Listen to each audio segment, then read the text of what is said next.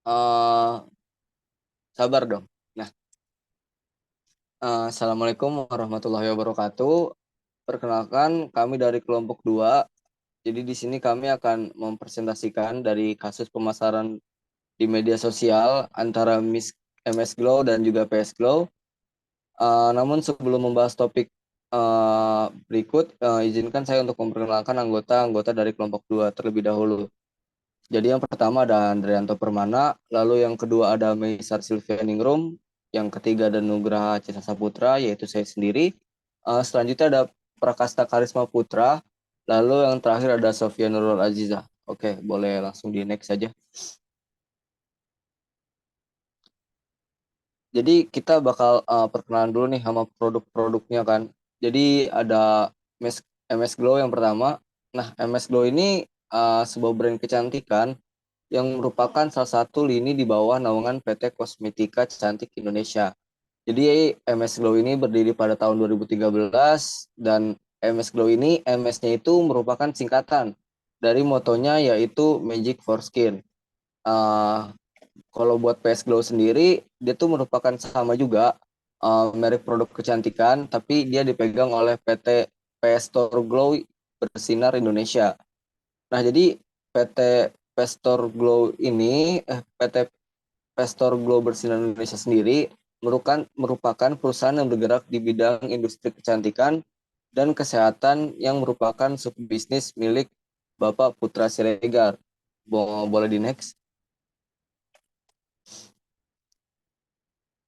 Nah, buat selanjutnya akan dipaparkan sama teman saya. Terima kasih. Baik, terima kasih sebelumnya. Selanjutnya adalah MS Glow dan PS Glow. Keduanya ini memiliki perseteruan terkait dengan penggunaan nama produk yang hampir sama. Nah, kasus ini bermula saat Septia Siregar berencana meluncurkan produk kecantikan miliknya, yaitu PS Glow.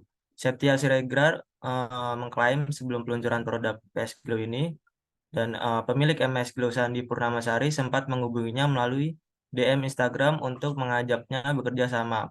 Namun Septia memutuskan untuk meluncurkan produk PS Glow pada Agustus 2021 tanpa menggandeng Sandi. Belakangan Sandi Purnamasari merasa keberatan karena nama PS Glow ini dinilai mirip dengan MS Glow. Sandi Purnamasari kemudian mengajukan gugatan ke Pengadilan Negara Medan pada Maret 2022. Dalam putusannya pada 13 Juni 2022, MS Glow dinyatakan menang dan Majelis Hakim memutuskan untuk membatalkan pendaftaran merek PS Store Glow dan PS Store Glow for Men. Oleh karena itu, Sandi Purnamasari selaku penggugat memiliki hak eksklusif untuk menggunakan merek dagang tersebut. Majelis Hakim juga memutuskan pendaftaran merek PS Store Glow ini dan PS Store Glow Men oleh tergugat dilandasi itikat tidak baik dan tidak jujur karena telah meniru dan selanjutnya akan dipaparkan oleh rekan saya. Baik, saya Mesa Ningrum. Selanjutnya saya akan menjelaskan poin 2 dan poin 3. Baik, poin 2 yaitu PS Glow balik menggugat MS Glow atas dasar yang sama yaitu menjiplak namanya. Nah, setelah putusan PN Medan, kedua belah pihaknya sebenarnya sempat melakukan mediasi, namun tidak menemui titik temu. Pihak PS Glow kemudian memutuskan balas menggugat MS Glow untuk perkara yang sama di Pengadilan Niaga Surabaya. Putusan menyatakan PT PS Store Glow Bersinar Indonesia memiliki hak eksklusif atas penggunaan merek dagang PS Glow dan PS Store Glow yang telah terdaftar pada Direktorat Jenderal Kekayaan Intelektual Kemenkumham. Selanjutnya, PN Surabaya juga menghukum keenam tergugat untuk membayar ganti rugi sebesar 37,9 miliar. Putusan tersebut juga menghukum para tergugat untuk menghentikan produksi, perdagangan, serta menarik seluruh produk kosmetik dengan merek MS Glow yang telah beredar di Indonesia. Kemudian poin 3 yaitu MS Glow melakukan kasasi. Nah, kalah dalam putusan pertama di PN Surabaya atas PS Glow, MS Glow kemudian mengajukan kasasi pada 12 Juni 2002. MS Glow mengklaim merek MS Glow telah terdaftar terlebih dahulu di Direktorat Jenderal Kekayaan Intelektual, tepatnya MS Glow mendaftarkan merek pada 2016, sedangkan PS Glow baru terdaftar pada 2021. Selanjutnya akan dijelaskan oleh rekan saya, Sofia. Baik, sebelumnya perkenalkan nama saya Sofia Nurul Aziza. Saya akan menjelaskan, jadi dalam kasus MS Glow versus PS Glow tadi itu diketahui bahwa merek yang didaftarkan oleh tergugat itu adalah MS Glow for Cantik Skincare di kelas kosmetik. Sementara itu pada praktik berjalannya bisnis, merek yang kerap digunakan atau MS Glow itu, merek ini justru terdaftar di haknya itu pada kelas 32 dengan klasifikasi minuman serbuk. Nah, dari situ para konsumen MS Glow menjadi takut memakai produk MS Glow lagi karena ternyata belum terdaftar. Sehingga beberapa di antara para konsumen MS Glow itu berpindah ke brand lain. Contoh faktanya itu dialami oleh tante saya sendiri. Dia pengguna MS Glow sudah lama, namun karena ada kasus ini, jadi tante saya itu jadi takut untuk memakai produknya lagi sehingga tante saya beralih ke brand lain. Oleh karena itu, seharusnya MS Glow menggunakan merek MS Glow for Cantik Skincare apabila ingin melakukan kegiatan usaha di kelas kosmetik sehingga tidak akan terjadi perubahan perilaku konsumen. Lebih lanjut, merek yang dimiliki oleh penggugat yaitu PS Glow dan PS Store Glow telah terdaftar dalam kelas kosmetik sesuai dengan yang diatur pada Undang-Undang MIG. Suatu merek tidak boleh memiliki kesamaan pada pokoknya dengan merek dagang lainnya. Yang selanjutnya akan dijelaskan oleh rekan saya.